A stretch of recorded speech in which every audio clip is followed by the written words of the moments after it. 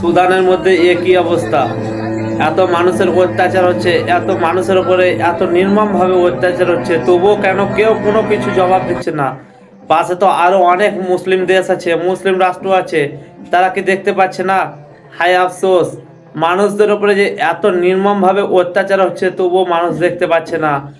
মানুষ হয়ে মানুষকে কিরকম ভাবে এত অত্যাচার করতে পারে? আমাদের তো কিছু করার নেই, আমরা তো কিছু করতে পারবো না, আমরা শুধু সাধারণ একটা মানুষ, শুধুমাত্র আল্লাহ সুবহানাহু ওয়া তাআলার কাছে দোয়াই করতে পারবো, তার বেশি আমরা কিছু করতে পারবো না। এর বিচার একদিন হবেই। মানুষের উপরে এত নির্মমভাবে অত্যাচার হচ্ছে, আল্লাহ সুবহানাহু ওয়া তাআলা এর বিচার ঠিকই নেবেন। পাশে তো আরো অনেক মুসলিম কান্ট্রি আছে, তারা কি দেখতে পাচ্ছে না? তারা কি এই ভিডিওগুলো দেখছে না? আল্লাহ সুবহানাহু ওয়া তাআলা তাদেরকে কি ছাড় দিয়ে দেবে? তাদের কি বিচার হবে না? হায় আফসোস, আমরা মানুষ হয়ে মানুষের উপরে এত অত্যাচার করছি, আমাদেরকে একটু খারাপ লাগে না? একটু আমাদের আখিরাতের ভয় করি না? ভিডিওটি বেশি বেশি পরিমাণে শেয়ার করো, প্রত্যেকটি লোক যাতে জানতে পারে, আর সবাই তাদের জন্য দোয়া করো। তাছাড়া তো আর আমাদের কোনো হাত নেই, আমরা তো তাছাড়া কিছু করতে পারবো না।